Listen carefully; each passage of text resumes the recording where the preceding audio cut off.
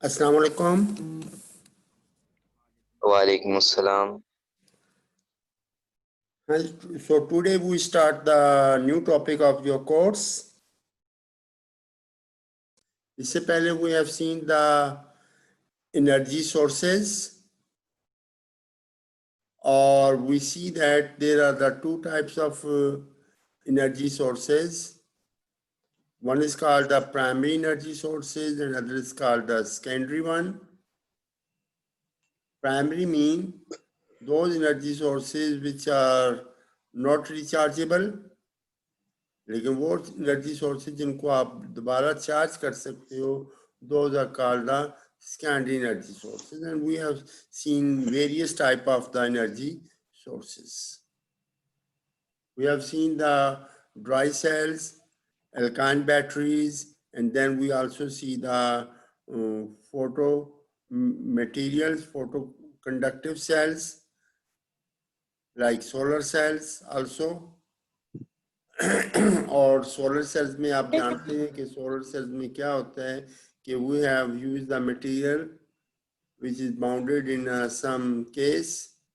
When the light fall on those solar plates, then the electron and holes are generated, and due to that electrons generation, the current flow, and that is known as the photocurrent. And you also know that the photocurrent depends upon the frequency and the intensity of the incident light. It means कि आपके photo cells में जो process हो रहा होता है, that is discussed in the photoelectric effect.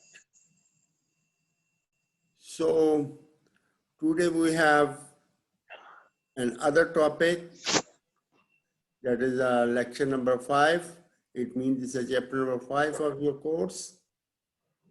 The magnetic and non-magnetic material. It means कि वहाँ पे आपका लिखा होगा magnetism and electromagnetism. We discuss both. Magnetism भी discuss करेंगे और electromagnetism भी discuss करेंगे. First we have the magnetic materials. What are the magnetic materials?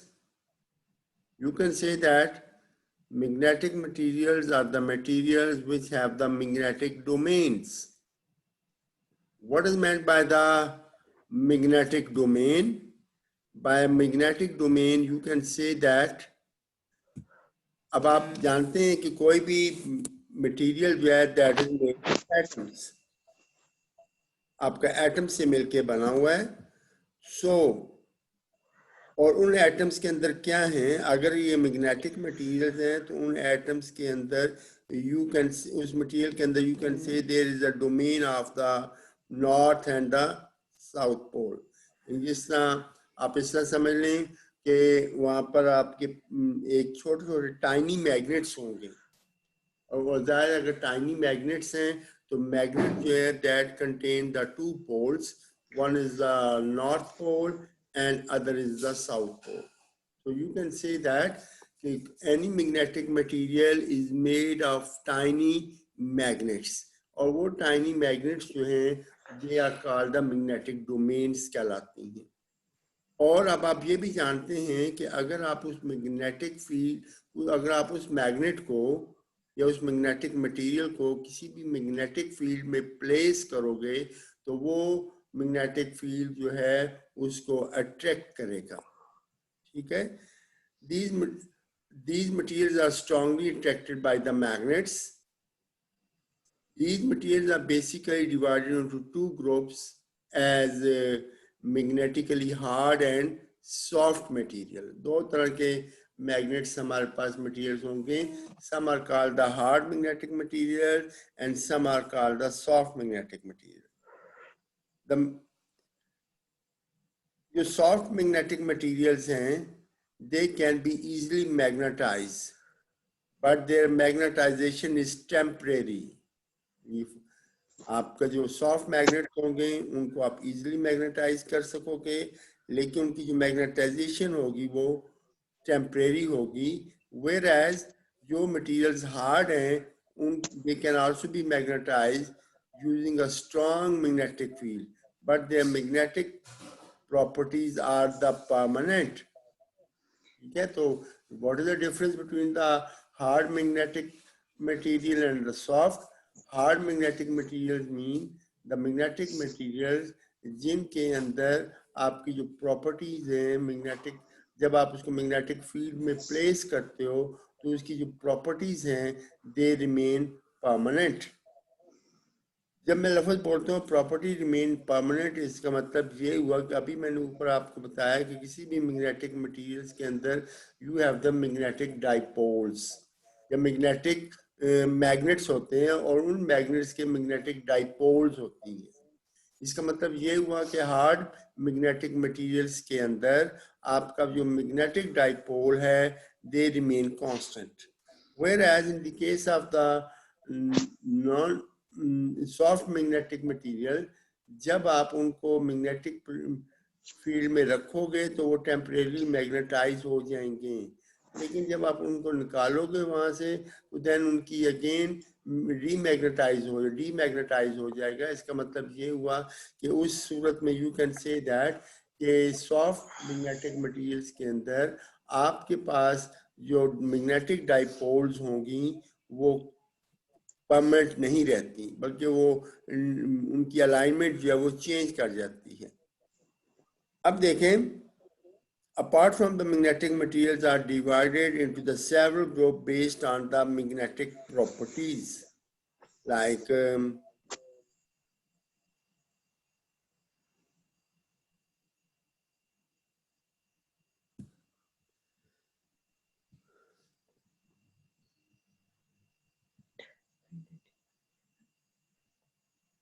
for example, material include ferrites, magnetites, cobalt, nickel, iron and their metal alloy. ठीक है. तो non magnetic material, अब ये तो ऊपर हमने मैग्नेटिक, ये सारी जो है these are example of the magnetic materials. Mean कि उसमें एक तो फेराइट्स हैं, फेराइट्स जो हैं they are the pure iron.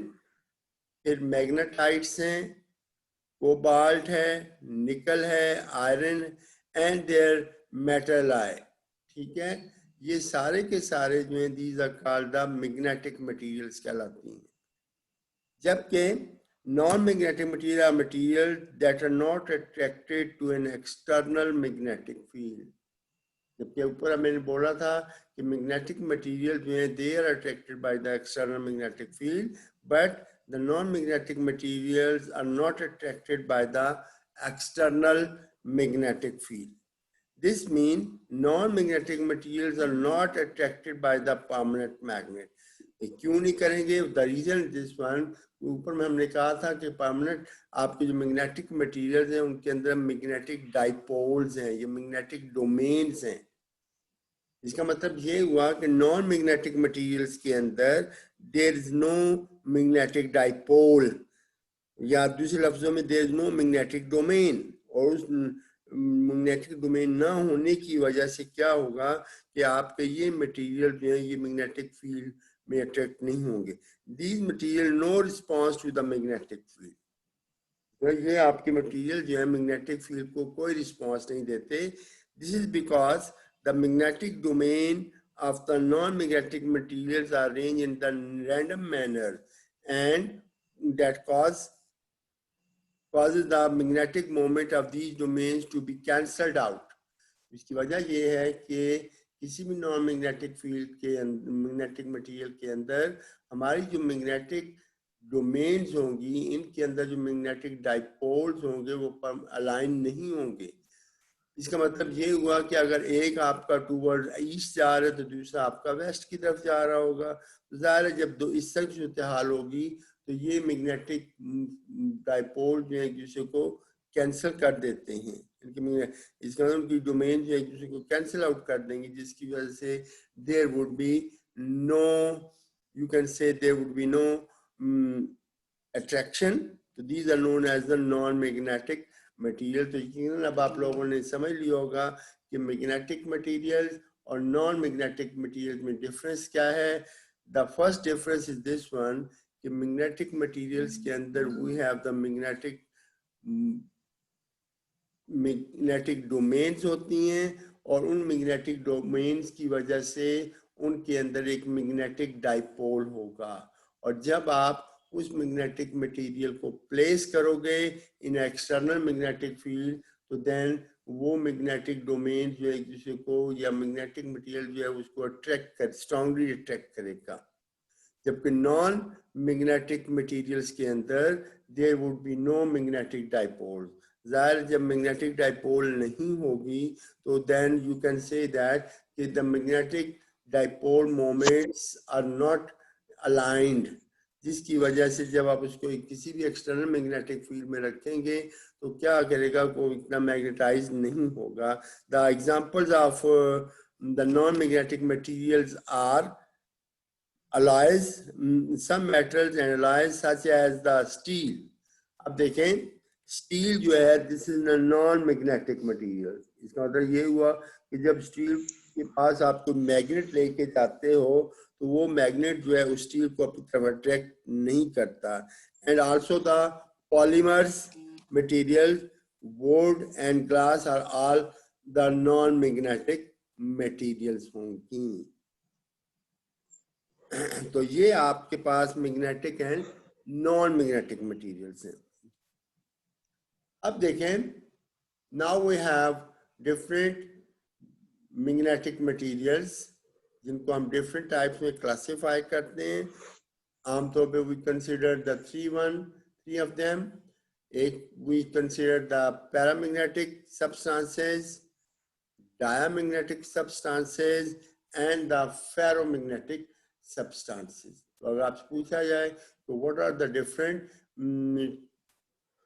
types of the magnetic material, you can say that there are 3 to 4 types of magnetic material: paramagnetic, diamagnetic, ferromagnetic and antiferromagnetic materials। ठीक है जी। तो first we have the paramagnetic materials। What are the paramagnetic substances? The paramagnetic substances are those which are attracted by the magnet when placed in a magnetic field. Magnetic field move away from the weaker to the stronger part of the field। अब देखें, paramagnetic substances वो substances है जिनको अगर आप magnetic field में आप place करते हो तो वो उनको अट्रैक्ट करता है। लेकिन अट्रैक्शन किस तरह होगी? It will move from the weaker to the stronger part of the field. मतलब अगर आपके पास लेटर से एक तरफ फील्ड ज्यादा है, एक तरफ मैग्नेटिक फील्ड की ज्यादा है, स्ट्रेंथ ज्यादा है, और दूसरी तरफ मैग्नेटिक फील्ड की स्ट्रेंथ कम है, अगर आप मसलन आप इस तरह कर लें, समझ लें कि you have the two magnets, ठीक है, एक मैग्नेट जो है वो ज्यादा स्ट्रांग है जबकि दूसरा मैग्नेट जो है वो लेस स्ट्रांग है। अगर आप पैरामैग्नेटिक मटेरियल जो है, ये पैरामैग्नेटिक सब्सटेंस जो है उन दोनों फील्ड्स के दरमियान रखोगे तो then what will you see? You will see that the paramagnetic material will move toward the stronger part of the field. ठीक है जी। So the example of the paramagnetic materials are aluminium, manganese, platinum, ground glass, and the solution of the salt and iron of the oxygen. ठीक है, ये सारे के सारे जो हैं ये पैरामैग्नेटिक मटेरियल्स हैं।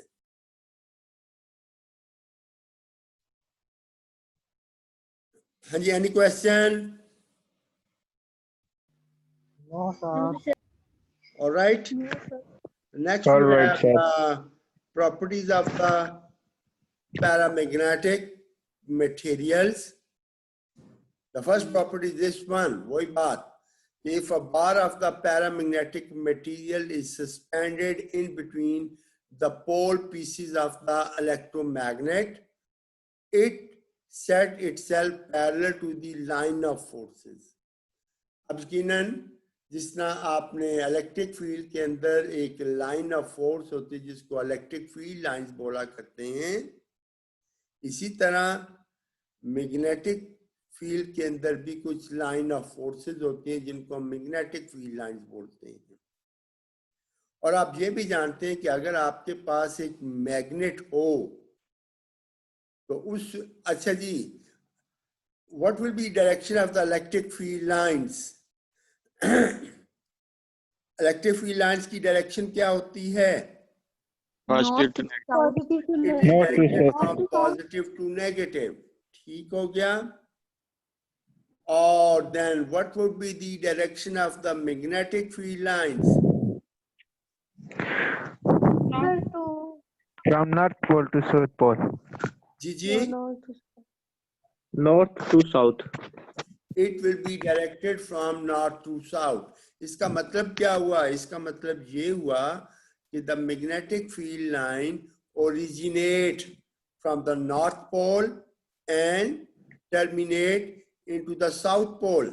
ऐसी बात है ना कि नॉर्थ पोल से वो निकलती हैं और साउथ पोल में एंटर करती हैं। इसलिए अमूमन आपने देखा होगा कि द मैग्नेटिक फील्ड लाइन जो हैं वो ऑलमोस्ट कर्व शेप होती है। ठीक होगा जी।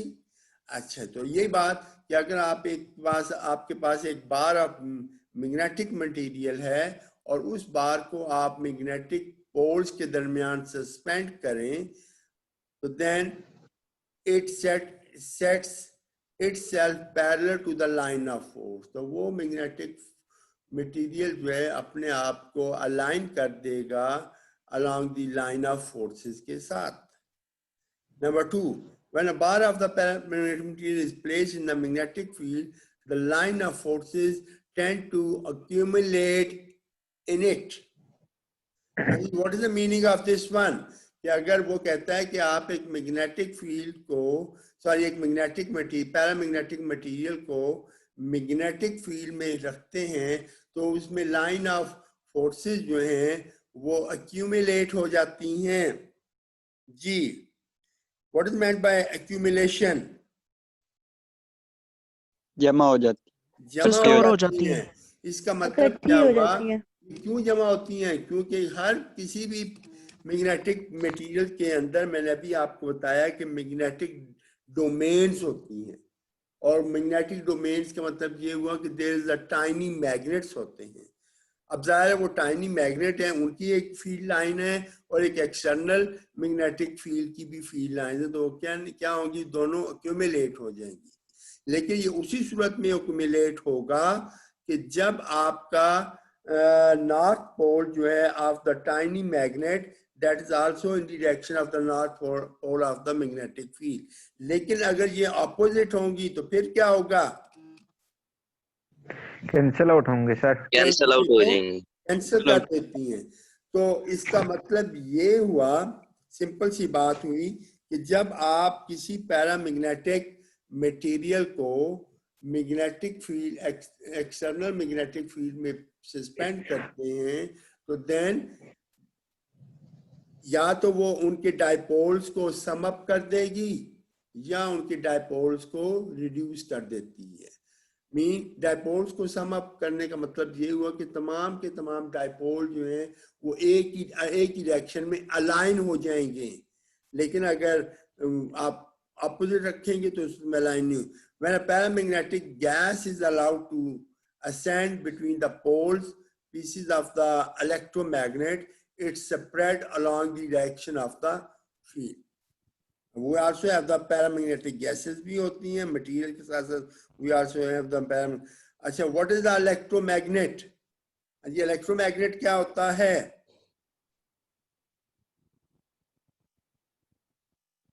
ऊपर भी लफ्ज आया electromagnet. What is an electromagnet?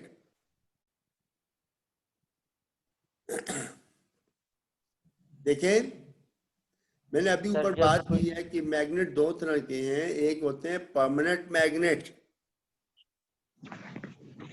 और दूसरे मैग्नेट होते हैं करंट को गुजारा जाए तो उसके जो परमानेंट नहीं होते। तो इलेक्ट्रोमैग्नेट जो है, this is not a permanent magnet. Mean electromagnet mean वो मैग्नेट, अगर आपके पास एक कॉइल है और उस कॉइल में से जब आप एक करंट पास करेंगे तो क्या होगा, उस कॉइल के अंदर एक मैग्नेटिक फील्ड पैदा हो जाएगा। तो उसकी वजह से जो मैग्नेट बनेगा, जब मैग्नेटिक फील्ड होगा तो उस कॉइल के अंदर भी एक नॉर्थ एंड साउथ पोल बनेगा और वो नॉर्थ एंड साउथ पोल जो है वो डिपेंड करता है डायरेक्शन ऑफ करंट। अब आप how you can find the direction of north and south. अब आपने पढ़ा होगा एफएससी में कि किसी भी कॉइल में direction of south and north जो है that can be determined by wrapping your right hand along the coil. अगर आपका थंब जो है वो in the direction of current होगा तो देन व्हाट यू कैन से, वो एंड जो है वो आपका नॉर्थ बनेगा, जबकि दूसरा एंड ऑटोमेटिकली साउथ बनेगा। तो these are the some of the properties of the electromagnets. Then ये, हाँ जी, any question about the paramagnet materials? The next we have the diamagnetic materials. The diamagnetic materials are substances. What is meant by this? The diamagnetic substances are those which are repelled by the magnetic magnets when placed in a magnetic field, and it will move from the stronger to the weaker part of the field. Paramagnet में क्या होता था? Paramagnet में आपके paramagnetic material जो हैं या paramagnetic substances जो हैं, they move from the weaker to the stronger part of the field. जबकि इसमें क्या होता है, इसमें डायमैग्नेट में डायमैग्नेटिक मटेरियल जो है, अगर आप इनको आप दो पोल्स के दरमियान सस्पेंड करें तो क्या होगा, this diamagnetic substance will move from the stronger part to the weaker part of the field. And what is meant by the stronger field and the weaker field? इससे क्या मुराद लेते हैं? सर जहाँ मैग्नेटिक फील्ड लाइंस ज्यादा होती हैं वो stronger field होती है और जहाँ मैग्नेटिक फील्ड लाइंस कम होती हैं वो वीकर फील्ड होती है। जी हाँ, stronger magnetic field mean that magnetic field in which the magnetic field lines are very close to each other. Okay? और जब मैग्नेटिक फील्ड लाइन जो है एक दूसरे से दूर होंगी, फासले पर होंगी, So then that field is known as what? That field is known as the weaker field कहलाते हैं। अब आप मुझे ये बताएं कि मैग्नेट में किस पार्ट पर आपका मैग्नेटिक फील्ड जो है वो स्ट्रांग होगा और किस जगह पे मैग्नेटिक फील्ड जो है वो वीक होगा। सर पोल्स में सबसे ज्यादा होगा मैग्नेटिक फील्ड। पोल्स के नजदीक आपका मैग्नेटिक फील्ड जो है वो ज्यादा होगा, ठीक है। जैसे जैसे आप पोल से दूर जाते जाएंगे मैग्नेटिक फील्ड लाइन जो है वो कम होती जाएंगी। दूसरे लफ्जों में इसको आप इस तरह भी कह सकते हैं कि मैग्नेटिक फील्ड स्ट्रांग उस जगह होता है जहां पे मैग्नेटिक फ्लक्स ज्यादा हो। ये मैग्नेटिक फ्लक्स क्या होती है?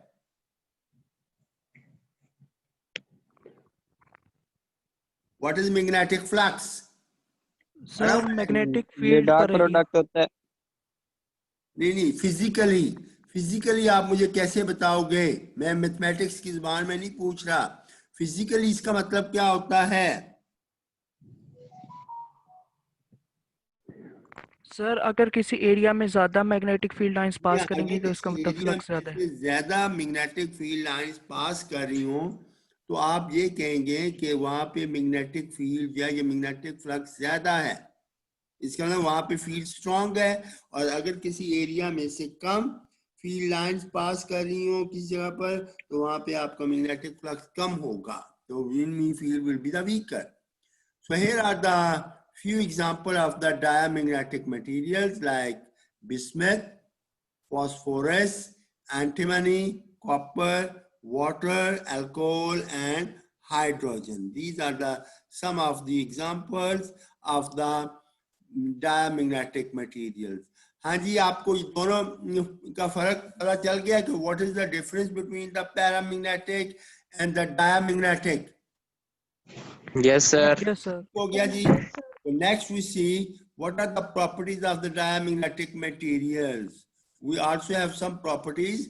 The first, when the diamagnetic substance is placed in magnetic field, it sets itself at the right angle to direction of the line of forces. इसका मतलब जब आप किसी डायमैग्नेटिक मटेरियल को मैग्नेटिक फील्ड में आप प्लेस करते हो तो क्या करेगा कि वो डायमैग्नेटिक मटेरियल जो है अपने आप को right angle to direction of line of forces जो है वो अलाइन कर लेगा। And the second, when the diamagnetic material is placed within the magnetic field, the line of forces tends to go away from the material. जब आप किसी diamagnetic material को magnetic field में प्लेस करते हो तो उस सूरत में क्या होगा कि इसकी लाइन ऑफ फोर्सेस जो हैं ऐसे लगेंगी जैसे वो मटेरियल से अवे जा रही हैं। When the diamagnetic gas is allowed to ascend between the poles pieces of the electromagnet, it spread across the field. अब देखिए ऊपर हमने क्या बोला था, ऊपर हमने ये कहा था कि जब आप पैरामैग्नेटिक मटेरियल जो हैं इनको आप गैसेस को रखते हैं तो वो क्या करते हैं, इसमें spread along direction of the field, ठीक है। तो इसमें भी उसी तरह ही होगा कि ये भी अपने आप को along direction of the field जो है वो स्प्रेड कर लेते हैं।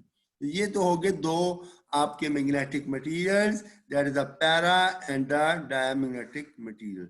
The third one is called what? The third one is called the ferromagnetic substances.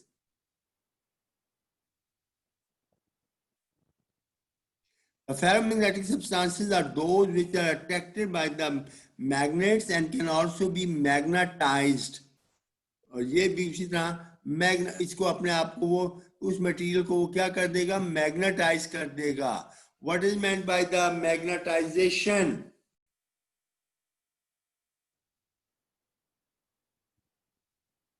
What is meant by the magnetization? Sir जब मैग्नेटिक डोमेन्स अलाइन हो जाती हैं, या जब तमाम की तमाम मैग्नेटिक डोमेन जो है वो अलाइन हो जाएंगे तो इस प्रोसेस को हम क्या बोलते हैं? This is called the magnetization कहलाती है। तो इसी तरह आपके फेरोमैग्नेटिक मटेरियल जो है वो मैग्नेटाइज्ड हो जाएंगे। ठीक है, अब देखें इसका मतलब ये हुआ इनमें तीनों मटेरियल में से कौन सा मटेरियल जो है वो टेम्परेरी मैग्नेटिक मटेरियल कहलाता है? Paramagnetic. That is the ferromagnet. ठीक है, ferromagnetic.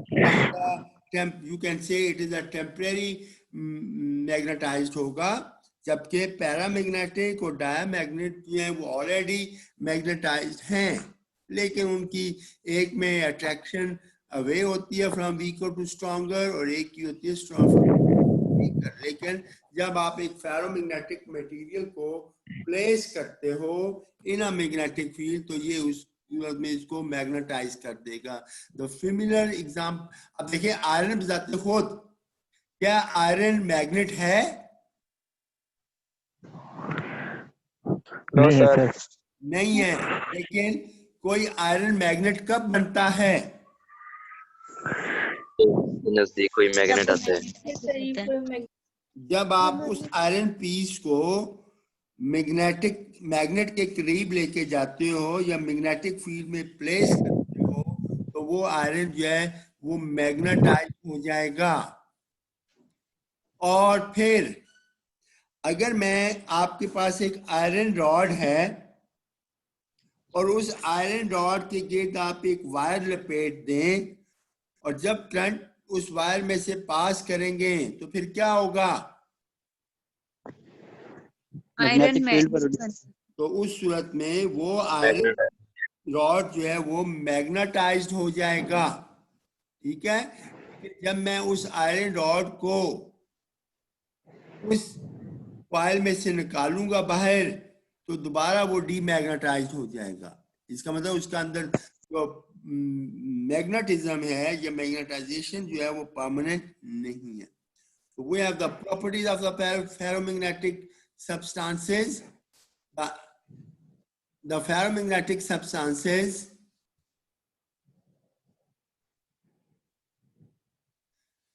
show the property of the paramagnetism substances to the much greater degree. The susceptibility, ये आगे जाके लफ्ज हम पढ़ेंगे कि susceptibility क्या होती है और इसका what is the relation between the susceptibility and the permeability. वो कहता है the susceptibility has a positive value and the permeability is also very large. Then the intensity of the magnetization I is proportional to the magnetizing field H per small volume. अब देखें magnetic field को represent किससे किया जाता है? B. Represented by B. ठीक है, एक लफ्ज हम पढ़ते हैं एच। ये क्या कहलाता है? एच जो है this is actually the magnetic field strength कहलाती है। अब अभी मैंने आपको miss Ayesha Rahman, you have any question? You raise your hand. What is your question? Miss Ayesha Rahman, what is your question? नहीं, आपने रिमूव कर दिया। जी, एच जो है मैं बोल रहा हूँ कि this is called magnetic strength कहलाती है, ये मैंने इंटेंसिटी भी कहलाती है। एच और बी में फर्क क्या है? बी जो है किसी भी मैग्नेट में जो मैग्नेटिक फील्ड लाइंस हैं उनकी स्ट्रेंथ को बी बोला कर जाता है। लेकिन अगर आप उस मैग्नेटिक फील्ड के अंदर कोई भी नॉन मैग्नेटाइजिंग मटेरियल प्लेस करते हैं तो क्या करेगा? उसको मैग्नेटाइज कर देगा। तो इसका मतलब आपका जो टोटल मैग्नेटिक फील्ड बनेगा वो दो फील्ड्स का सम होगा और वो दो फील्ड का सम जो है इसमें एक होगा बी और दूसरा होगा H. you can say that कि H जो है this is the magnetic field of the domains, यानी कि आपके पास जो डाइपोल्स या जो मैग्नेटिक डोमेन्स बन रही हैं उनका जो फील्ड होगा वो H होगा, ठीक है जी। Now we have the type of magnets. कि मैग्नेट्स कितनी किस्म के होते हैं? There are the 3 types of magnets. एक को आप टेम्परेरी मैग्नेट बोलते हो, एक को आप परमानेंट मैग्नेट कहते हो और एक को आप इलेक्ट्रोमैग्नेट्स कहते हो, ठीक है। जिस तरह ऊपर आपने देखा आपके we have the 3 different magnetic materials like paramagnets, diamagnets and the ferromagnets. Ferromagnet. Ji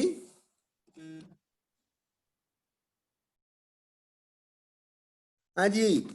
Now you can go on the next meeting. आप अपनी नेक्स्ट मीटिंग पे चले जाएं।